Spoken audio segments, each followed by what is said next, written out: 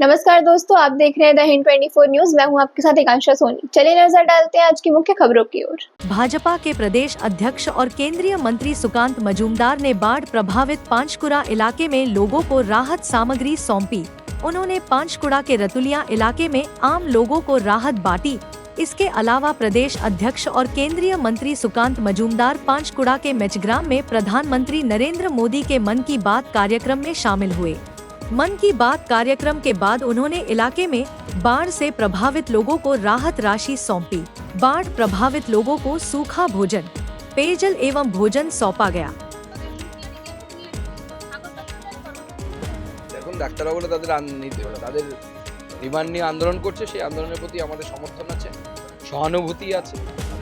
কিন্তু রাজ্যে ডাক্তারবাবুদের সুরক্ষার ব্যবস্থা নেই। বিভিন্ন সময় তাদের উপরে আক্রমণ হচ্ছে, অ্যাটাক হচ্ছে। ডাক্তারবাবুরা সেটা নিয়ে অত্যন্ত দুশ্চিন্তায় আছে। এইভাবে চলতে থাকলে বাংলা স্বাস্থ্য ব্যবস্থা তো এমনি শেষ পর্যায়ে পৌঁছে গেছে। শেষে এবার কফিনে শেষ পেরেকটাও পোতা হয়ে যাবে।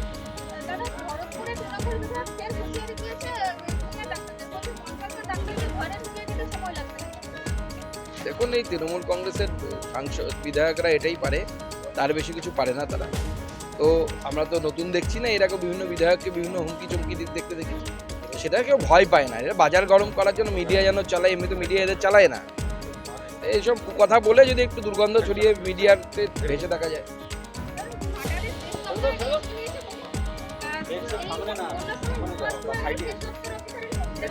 দেখুন, সেচ দপ্তর যখন উদ্বাস্তু হয়ে যায় তো সাধারণ উদ্বাস্তুদেরকে দেখবে কে? কেউ দেখার নেই। পুলিশ তাদেরকে উদ্বাস্তু করে দিচ্ছে। রাজ্যের তাহলে প্রশাসনের কি অবস্থা আমরা বুঝতে পারছি সহজে। সাধারণ মানুষের জায়গা কোথায় থাকবে? সাধারণ মানুষের জায়গা নেই। সাধারণ মানুষের কাছে গেলে তারা তো বলছে এখানে কেউ আসেনি, না পঞ্চায়েত এসেছে, না বিডিও এসেছে, না ত্রাণ দপ্তর বা কোনো দপ্তর, অন্য কোনো দপ্তর, জলসেচ দপ্তরে এসছে, কোনো দপ্তরই আসেনি। শেষ করুন।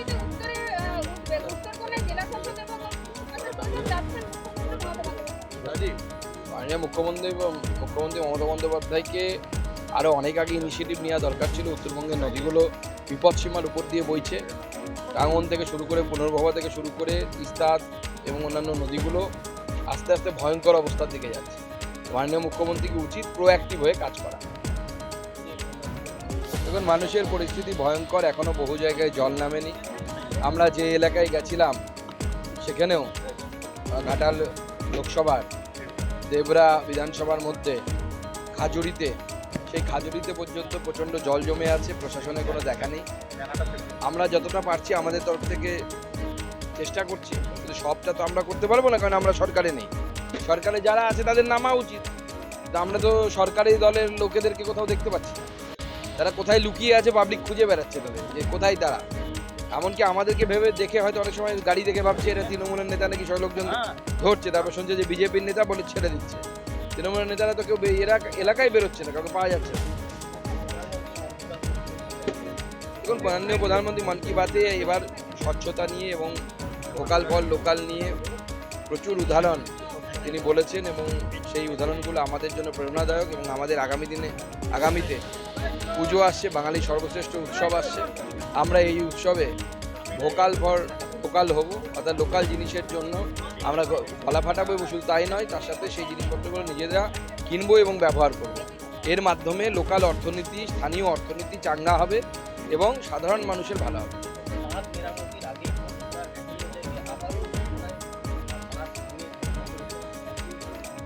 বাঁধ মেরামতিতে এই বন্যার সময় করে কোনো লাভ নেই।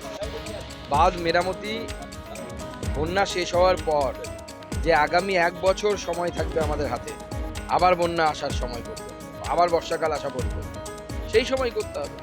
কিন্তু এই প্রশাসন কিচ্ছু করে না। এই বন্যার সময় তারা কোটি কোটি টাকা লুট করে, শুধু টাকা আসে সেই টাকা লুট হয়ে যায়।